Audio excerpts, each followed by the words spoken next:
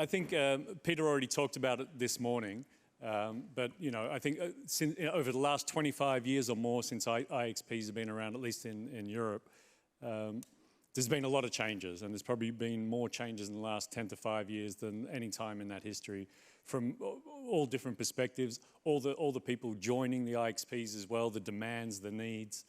And I think in that time, especially in Europe, I think today we have a little over 200 IXPs. There's probably only a handful of IXPs that truly keep ahead of the pace and are first movers as far as changes go, innovation goes. And I mean, I've got a very long history of AMS-IX, as I told you before, as I have with a few of the other larger IXPs. I probably don't need to mention Europe, but I would say that AMS-IX has always been one of the leaders as far as innovation goes. And I know, talking to Peter and his team, that they want to keep that up. So let me quickly introduce our two speakers. You've already met him, Peter van Burgel, the CEO of AMS-IX, and Jan van Boesschoten. I hope I say it right. No, but it's okay. Okay. The innovation manager at AMS-IX, who I'm going to refer to as Jan from now on. He joined the team a little bit less than 12 months ago. Okay, so welcome to you both. Thanks for joining us here.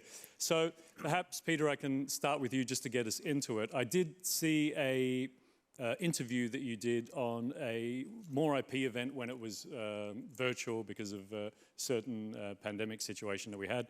And you started to talk about innovation and the efforts that you were putting in 2 years ago. So I'm curious to know, is it still a priority as it was then?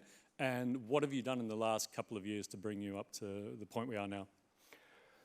Yeah, in that order, it is definitely still a priority, as I also showed in our strategy: innovation, optimization, growth. Innovation is the #1 pillar, because I do believe peering, as important as it is a mature product, and we need to diversify for that reason, but also because there's different demands coming towards us. I mean, you have just seen what type of technology is hitting us. So innovation is definitely very important to us.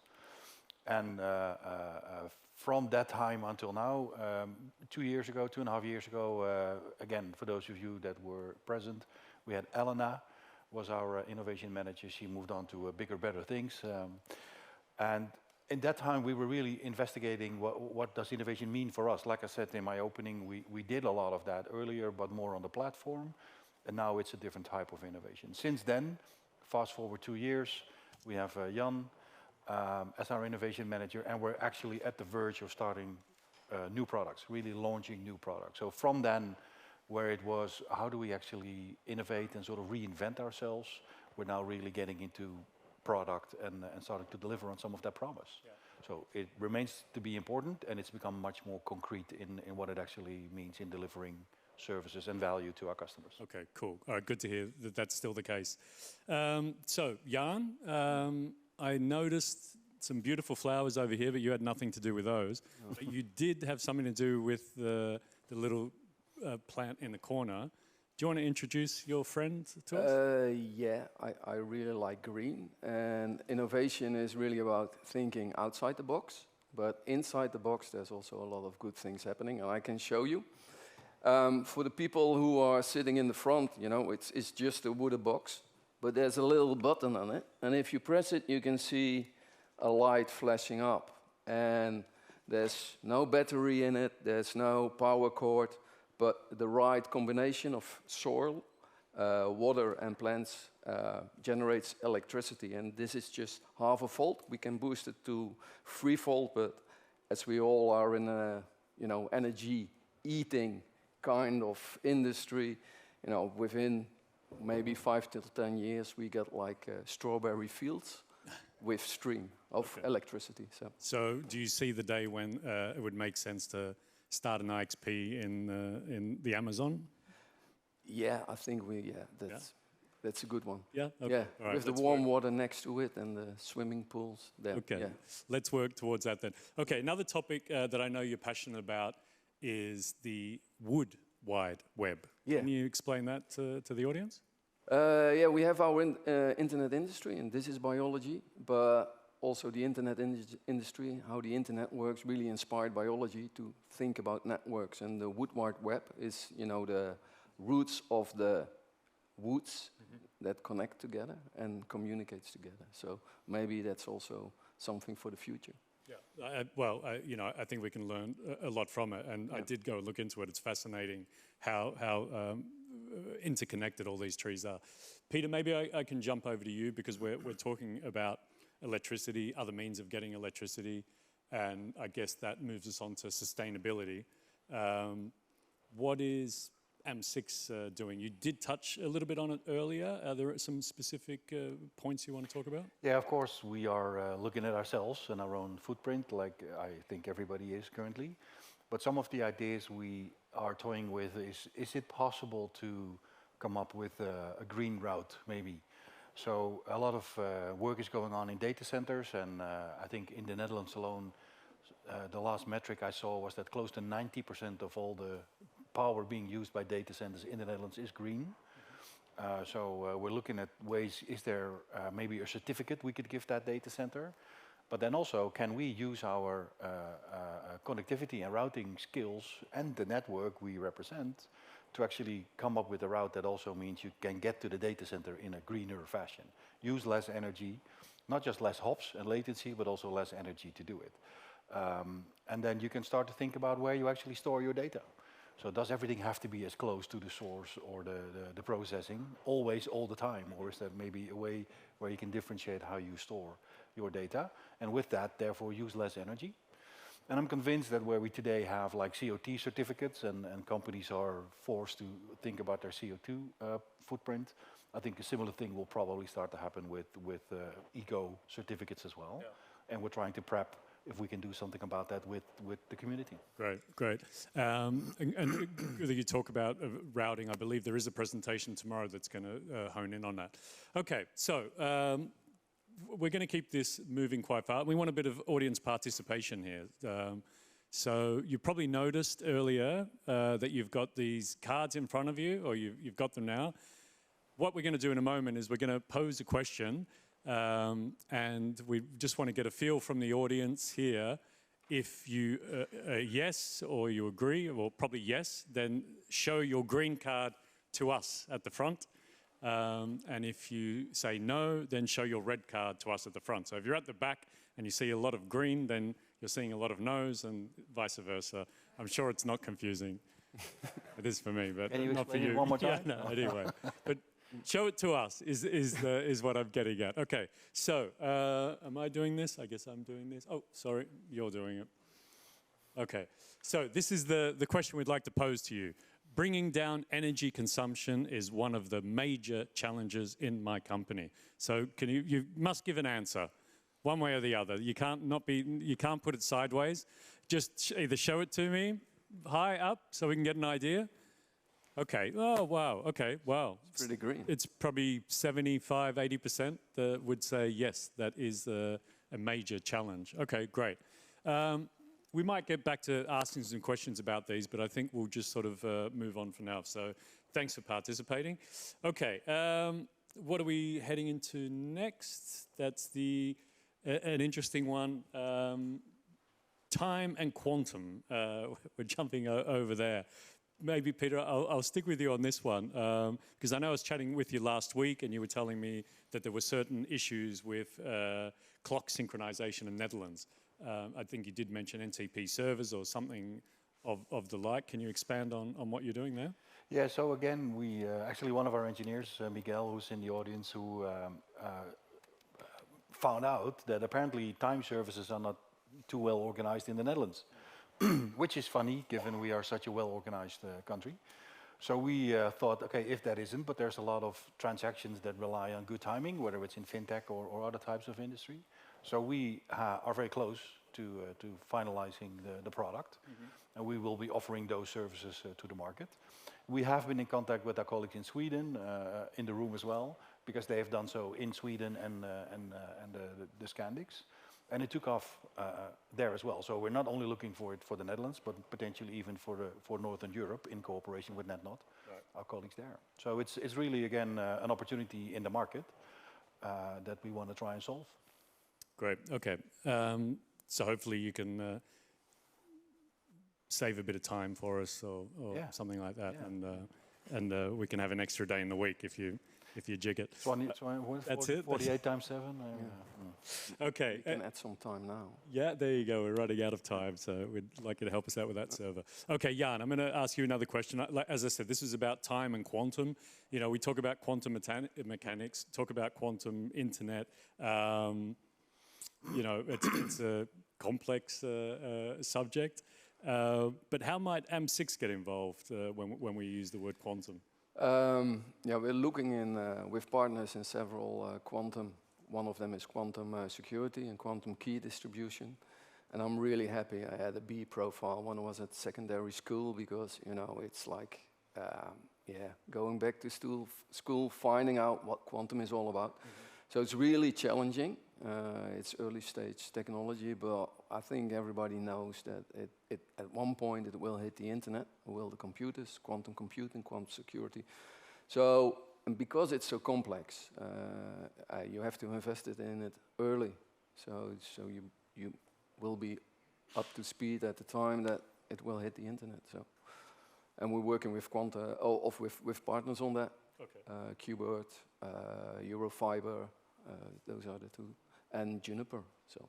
Okay, fantastic. Okay, so then let's get a bit of audience participation going again. Once again, ask you to grab your cards. And quantum internet is on our company's agenda, yes or no? Just really high up, because this is an interesting one. Oh, wow. Actually, I'm quite surprised. I'd probably say a little bit over 50% of that, yeah? Is there anyone that wants to expand on what they're doing, something interesting that they want to just give us a quick overview of? No one dares it? They're not quite sure they've... It's all secret. It is all secret? It's complex. No? Okay, last chance. No one wants to talk about it. All right. Okay, so we'll move on to the next one. Now, this is a really interesting point, AMdEX.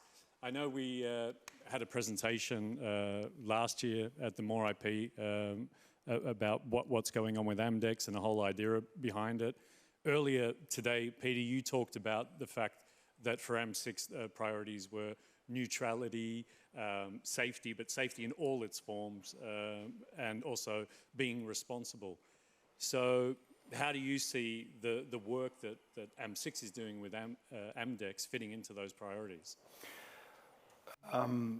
There's a lot of activity around data sharing, and I mean, we just looked at ChatGPT, which is all about having the data to be able to give those answers.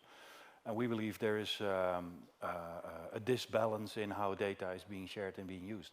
So there's a lot of ask, a lot of demand for the possibility to be able to share data between parties or individuals that can then enrich that conversation. For example, in healthcare, being able to come to better treatments quicker, or if you need to do development in a high-tech environment and you need to do that with your supply chain. But how do you then ensure that it's happening safe? How do you ensure that the people that are using your data are using it responsibly, and also only that piece of the data that you want to share? And that's where we believe, as a neutral party, we can actually come in and leverage a lot of our history in neutrality and the governance of how to do that, to add to that conversation. And we work together with the likes of the University of Amsterdam and SURF and others to also build the technology around it. And again, we believe we have a right to play there, given exactly our neutrality and independence, because we can then ensure that transaction is being done correctly, without a middleman having to make all the money, for example. Yeah, and I think this is a really important point about IXPs. Okay, traditionally it was switch layer 2, bring the ISPs together, get them to exchange traffic routes over that switch. But I think it's about the fact that you do bring close to 1,000 networks together in one place. Why just get them to connect to switch data traffic? There's so many different possibilities, and as you said, you've got a 25-year plus history of being trusted, neutral, and professional. So I'm sure there's a range of services that you can adapt to that particular point. So great to see that you're doing that. Okay, so on that, we do have a question. I'm in control, I guess, about AMdEX. And this is the question we'd like to pose. Again, audience engagement. I would share more data if I knew there was a method for safe data sharing. Would you share more if that was the case? Just nice and high up, everyone? No sideways jobs? Oh, okay, so a few. It is a tough question because, you know, I guess there's a few that say no. One guy really would just, he's got 3 cards up in one hand. Somebody remove him now. Yeah. Yeah, okay, interesting though, but I guess, you know, you could take the answer to that however you want. There's a lot of mistrust out there, and people are seeking a better way to share data. We could look at it different ways. Okay, I'm going to move on because we're running out of time. The next bit I wanted to move on to was both augmented reality and virtual reality. And Jan, from what I understand, and I think we've talked about it at previous More IP events, is the fact that I hope I'm not unveiling anything, but you are working on creating your own photonic switch. CrossConnect. Yeah, it's called what, sorry? It's a CrossConnect. It's not a photonic switch itself. It's a photonic CrossConnect. Okay, there you go, a photonic CrossConnect. Sorry about that. So I think this is fantastic that you're developing this, and it makes a lot of sense of what you told me of how expensive this technology is to purchase. But if you do get it up and running, and I believe you're in the testing phase, Jan, how might you use AR or VR to help people make use of this new technology? Yeah, we're looking in virtual reality. Then you have it in 3D and do trainings. So because we have multiple locations over the world, so you can connect over VR and give people a training how to do it. So you don't have to be on location. That's why we're looking into. After More IP, we start finding out how it is, because we haven't done it before, and then try to find a method. You know, first with the CrossConnect, and after that with other switches. So you can teach people all over the world how to in VR, and then they can use the glasses for other stuff, for games later on. So brilliant, and I'm sure there's a lot of other applications once you start getting into it that you could use. Okay, really cool stuff. Very innovative. I'm going to move to the next. This was the one where you were showing us how this is going to work. And then, okay, I think I've got just another question for the audience. Again, I cannot wait to get a VR demo of the new MaxxCrossConnect that AMS-IX is currently developing. Yes or no? 3 people can wait. Right? We've got some very patient people. A few people have got double greens. They're really excited about it. So there's this sort of mixed feel. No, the majority can't wait for it, but there are a couple that will. It's good, you know. You don't want everyone just sort of rushing you. So I like that. Okay. All right. We are starting to run out of time. I guess just quickly, you did tell me there are you know. I think one very important thing is the next generation, and I know that AMS-IX is already thinking about it. They're working with students in different ways because they're our future engineers, our future leaders, our future innovators. What can you tell me about some of the work you've been doing with the students, Jan? Yeah, we have like every semester 2 till 3 student projects running to know them, but also to just build stuff, just without really business objective. But if we think, oh, that's cool to experiment with it, we're looking for students. And they come to the office, we build something, we onboard them, we tell them what AMS-IX is all about, and also to steal their mind, what they're thinking of, what is normal for them, because, you know, I'm an old guy, so I still can remember that I had to dial the phone. They have like a new mindset. Yeah. They started when you could watch movies on your mobile, so they have a different mindset, and we specifically learn from them. Yeah. And we hope to teach them also some clever, yeah. Clever, makes sense. Okay, look, you know, as you could talk for hours about a lot of the initiatives that AMS-IX is getting up to. I think the point is they've got someone now dedicated to the AMS-IX innovation services, and they've got someone who spends nearly all of his time on that. You're already working with a lot of members and customers and people in the community, And again, I think if people are interested in getting involved, or they potentially have new ideas that they think is going to really make sense for AMS-IX to be involved in, I'm sure they can approach either of you. I'm sure Jan as the initial point. I know you have some web pages and you're developing it, and I can imagine you'll only be showing more and more about the work that AMS-IX is doing with the community. So that's great to see. Okay, we do need to wrap it up. Perhaps just some final words. Jan, do you want to just say a couple of wrap-up words? Yeah, innovation you don't do alone. So when somebody has an idea or a partner or wants to try out something and we see a fit, just contact me. So it's Great. innovation@amsix.net. Okay. For people. Innovation@amsix.net. Okay. Yeah. Peter, final word? I think I can only echo the words that we really want to work together and partner with the community on this. And we're seeing more and more of that, so really happy with that, and I'm really happy with the traction we're getting with Jan and the team. So Great. Happy CEO. Okay. So last question for the audience, very last one. Again, last bit of participation, and then we can get out and have a coffee. Green, did you like this session? Red, you didn't like the session. Can you put it up? Thank you. I can't believe no one dared to put a red. That's brilliant. No, there was a half one there. You Yeah, shifted exactly. around. It looked We'll like it was an talk to him over coffee. Okay. Thank you very much. Please thank our speakers, Peter and Jan.